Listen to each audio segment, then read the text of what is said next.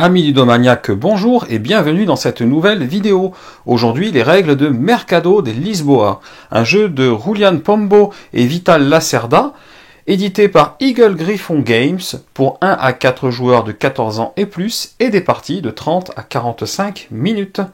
Les marchés modernes offrent à leurs visiteurs divers stands, restaurants et services. Dans Mercado de Lisboa, les joueurs ouvrent des stands sur le marché, ouvrent de nouveaux restaurants, influence les prix des marchandises vendues sur les stands et attire des clients. Mercado de Lisboa est un jeu de placement de tuiles basé sur le système de construction de la ville de Lisboa, dans lequel le joueur qui a le plus d'argent en fin de partie l'emporte. Pour le matériel du jeu, vous aurez 35 tuiles stand qui sont ici 7 de chaque sorte parmi poisson, fleurs, tomates, viande et raisin. 12 tuiles restaurants qui se trouvent là, 2 de chaque sorte parmi bar à sushi, salon de thé, pizzeria, bar à vin, restaurant de hamburgers et bar. Également 35 tuiles clients qui sont les tuiles que vous voyez là en haut. Vous en avez 10 de niveau 1, de niveau 2, de niveau 3 et 5 de niveau 4. Vous allez avoir 32 stands en bois, 8 par couleur de joueurs. Vous aurez également 48 pièces en 1, 5 et 10 en tout. Vous allez avoir un joli sac comme cela, 4 paravents aux 4 couleurs de joueurs. Et enfin, bien entendu, le plateau de jeu. Concernant la mise en place du jeu, vous allez bien sûr déployer le plateau au centre de la table. Vous allez retirer une tuile barre qui ressemble à ça. Là, voilà les deux, une tuile barre de l'ensemble des tuiles restaurants. Vous allez la mettre de côté, mettre l'ensemble des tuiles restantes dans le sac, bien mélanger et piocher au hasard les tuiles que vous allez disposer sur les cases indiquées qui ont des points sur la place du marché, en les disposant côté face grisée. Donc, c'est parti, on dispose au hasard. Voilà qui est fait. Une fois que vous avez fait ça, vous allez prendre l'ensemble des tuiles stand, les tuiles carrées comme cela. Vous allez également les mettre dans le sac. Vous allez bien mélanger comme cela. Vous allez en piocher 3 à positionner sur le plateau, comme je suis en train de faire maintenant. Voilà. Et vous allez également en piocher 3 pour en donner 3 par joueur qui participe. J'en ai une de trop. Voilà par exemple mes 3 tuiles de départ. Je suis censé les placer devant moi pour qu'elles soient visibles de l'ensemble de tous les joueurs. Donc là, je les mets un peu sur le plateau, mais évidemment, vous jouerez en dehors du plateau. Vous en donnez 3 comme cela à chaque joueur. Les autres, vous les laissez tout simplement dans le sac à disposition. On va mettre le sac par là-bas, pourquoi pas. Par exemple, vous allez enfin mélanger les tuiles clients selon leur numéro au dos. Vous voyez les mêmes numéros apparaître ici. Vous les mélangez et vous en faites, si j'arrive, une pile. Et puis vous en positionnez comme ça, 2 à côté. Et vous faites pareil pour les clients de chaque type. Vous mettez bien évidemment l'ensemble des pièces en 1, en 5 et en 10 à disposition de l'ensemble des joueurs. Chaque joueur reçoit un paravent comme j'ai ici. Les 8 stands en bois à sa couleur qui seront visibles de tous dans tous les cas, ainsi qu'une pièce qu'il place derrière son paravent. Les autres joueurs ne verront pas. L'argent possédé par chaque joueur tout au long de la partie sera une donnée secrète et devra toujours être placé derrière le paravent des joueurs. Le premier joueur sera le dernier à avoir visité un marché et à 4 joueurs, le 4e joueur recevra la fameuse tuile barre supplémentaire qu'on avait laissée de côté au début de la mise en place, et à moins de 4 joueurs, cette tuile est tout simplement remise dans la boîte, et là, vous êtes prêt à jouer à Mercado de Lisboa.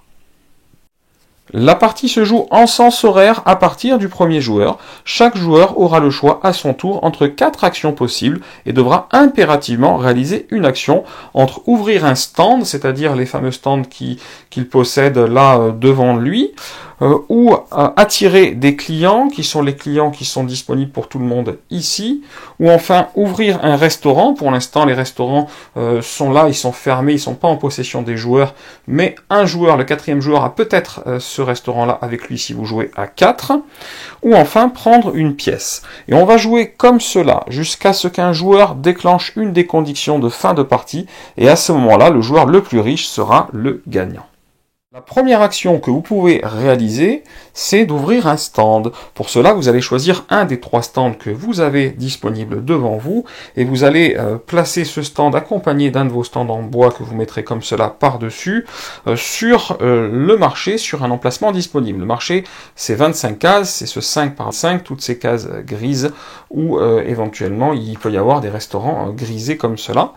Donc vous allez placer votre stand sur n'importe quelle case du marché mais qui soit disponible, c'est-à-dire sans tuiles stand déjà posées, donc sans éventuellement par exemple un stand qu'un adversaire aurait déjà posé, ou sans également un restaurant qui serait déjà ouvert côté non grisé. Ça veut dire que vous pouvez vous poser sur les restaurants qui sont grisés par contre.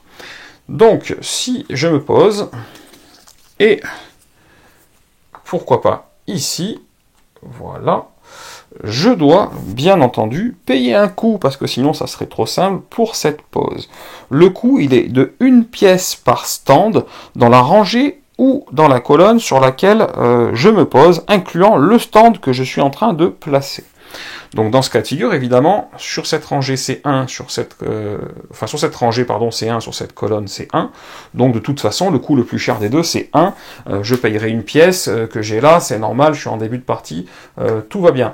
Si j'avais été plus loin dans la partie et que j'avais par exemple voulu me poser ici, ben, pourquoi pas. Mais à ce moment-là, dans cette rangée c'est 1, dans cette colonne c'est 2, donc le coût de pause ici, ça serait de 2, puisque je dois toujours payer le coût maximum, et que ça se joue en nombre de stands présents, peu importe qu'ils soient à moi ou pas, dans la ligne ou dans la colonne, là où je me pose. Si je pose mon stand sur une tuile restaurant face grisée, donc on va le faire, on va peut-être plutôt du coup se mettre là, eh bien, que se passe-t-il? Je récupère tout simplement la tuile restaurant que je mets côté disponible et que je place devant moi avec mes stands. Et je pourrais plus tard m'en servir pour poser un restaurant, donc c'est très pratique. Si au début de votre tour, vous avez 3 stands identiques, donc si potentiellement je suis tout simplement comme ça au moment de jouer mon tour, je peux piocher 3 nouvelles tuiles stand dans le sac et après remettre les 3 que j'avais déjà dans le sac pour ne pas me retrouver avec 3 tuiles identiques au début de mon tour, mais je ne suis pas obligé de le faire, bien entendu. À la première ouverture d'un stand, donc quand vous posez votre stand, vous allez éventuellement gagner de l'argent si votre rangée et ou colonne comporte des clients qui ont des demandes qui correspondent à votre stand. Donc les clients, ils sont là au début de la partie, il n'y en a pas, donc si vous posez un stand au début de la partie, vous ne gagnerez rien, mais par la suite, pourquoi pas, on va prendre un client, on va le mettre ici, on va prendre un autre client, on va le mettre là par exemple. Dans cet exemple, même si là en l'occurrence, oui, là cet exemple-là, j'ai pas le droit de le faire, vous verrez après dans les règles, mais on va se contenter de l'exemple par rapport à ce qu'il y a en demande sur les clients. Si, quand je me pose, par exemple, avec mon stand de raisin ici, j'avais déjà ce client de poser, vous voyez qu'il a du raisin en demande, donc ça correspond, donc potentiellement, je vais gagner de l'argent.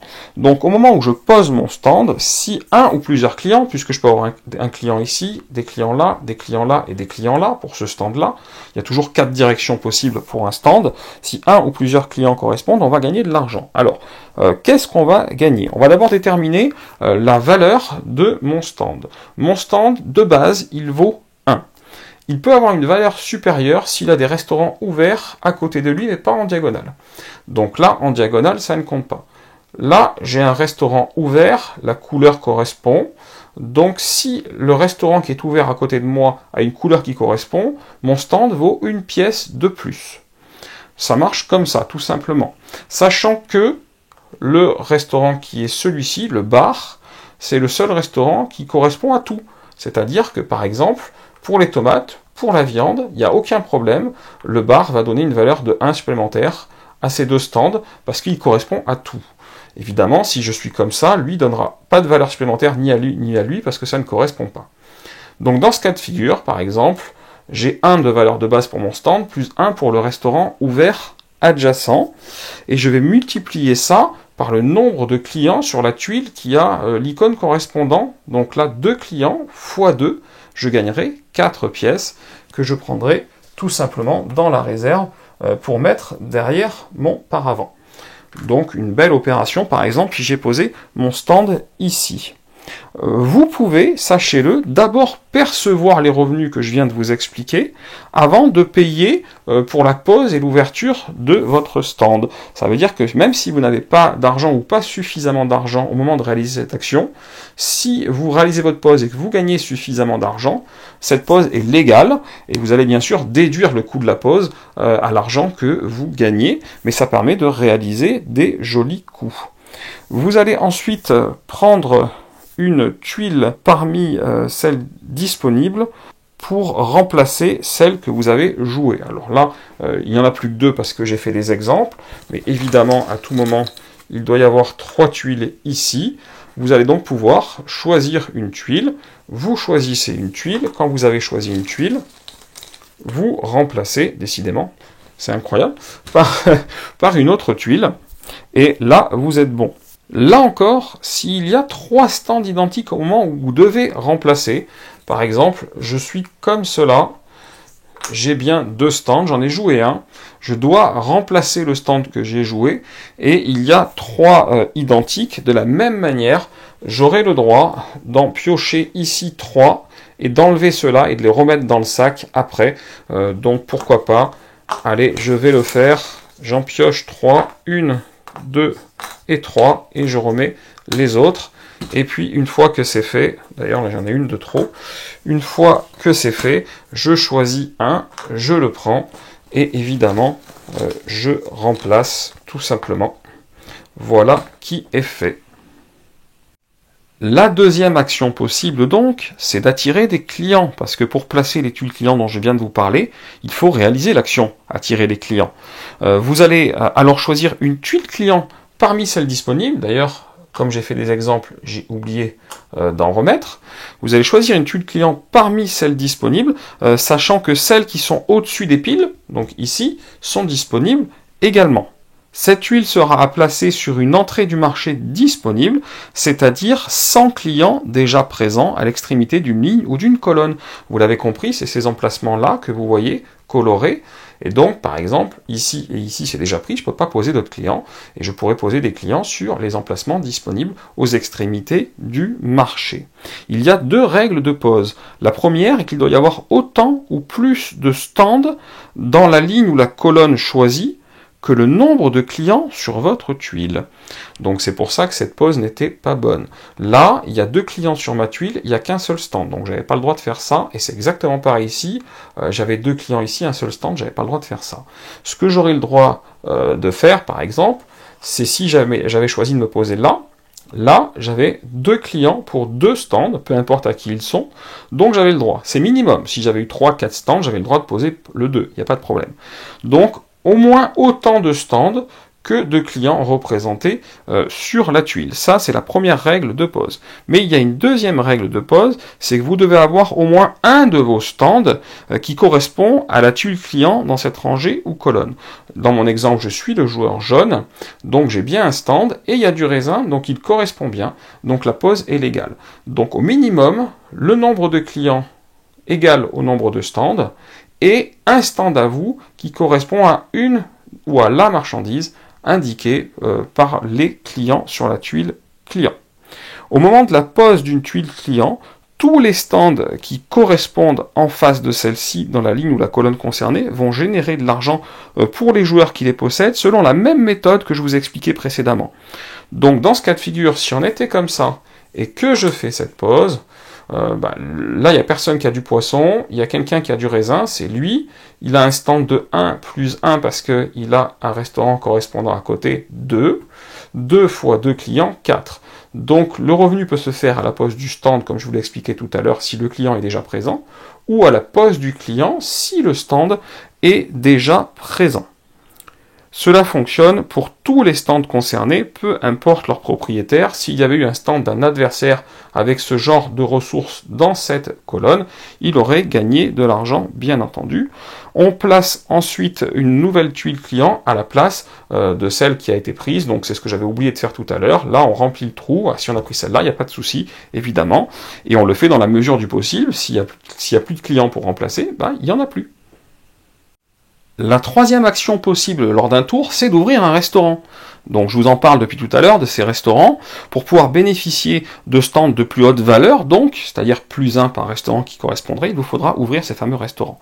Si vous avez au moins une tuile restaurant devant vous, moi c'est le cas par exemple avec cette tuile-là, si vous avez au moins une tuile restaurant devant vous, vous pourrez donc réaliser cette action et ouvrir un restaurant, ce qui consiste à placer une de vos tuiles restaurant sur un emplacement libre du marché, bien entendu, c'est-à-dire là aussi, sans stand et sans restaurant déjà ouvert, donc là, là, là, là et là, je ne peux pas. Le reste, je peux placer dessus. Et exactement comme pour la pose d'un stand, si on pose un restaurant sur une autre tuile restaurant face grisée, on la récupère face visible devant soi. Par exemple, je peux vouloir mettre mon restaurant ici et du coup récupérer cette tuile restaurant que je retourne et que je place devant moi. C'est une possibilité. J'aurais pu évidemment placer ce restaurant sur n'importe quelle tuile vide également. Et quand vous posez un restaurant, vous gagnez immédiatement, tout simplement, une pièce pour le restaurant que vous avez posé, vous la mettez derrière votre paravent. Pour vous faire un récapitulatif des types de restaurants, je vais vous dire que les bars à sushi, c'est-à-dire ce que je viens de prendre là, correspondent au stand de poissons, que ceux-ci, les salons de thé, correspondent au stand de fleurs. On a également les pizzerias qui correspondent au stand de tomates. On a à chaque fois les couleurs qui correspondent, donc même si vous vous en rappelez plus, vous pouvez faire avec les couleurs. Que les restaurants de hamburgers, c'est-à-dire ceux-là, correspondent ici au stand de viande. Que les bars à vin, c'est-à-dire ceux-ci, correspondent au stand de raisin comme vous le voyez là.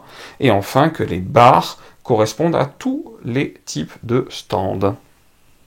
La dernière action possible et la plus simple que vous pouvez faire lors de votre tour, c'est de prendre une pièce. Cette action consiste tout simplement, comme son nom l'indique, à prendre une pièce dans la réserve et à la placer, comme toujours, derrière votre paravent. Si jamais l'ensemble des joueurs réalisent cette action successivement, alors la partie prend fin immédiatement et il vous faudra passer au décompte final.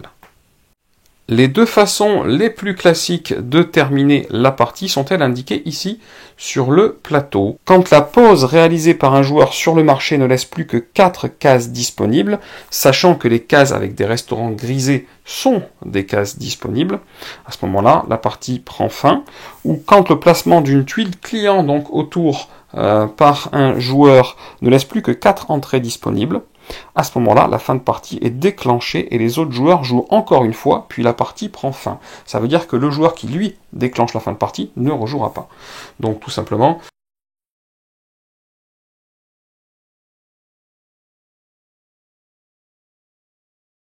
dès qu'un joueur va choisir une tuile et la positionner, de manière légale, pas comme je suis en train de faire là, il va déclencher la fin de partie. Ou, bien évidemment, dans la même veine,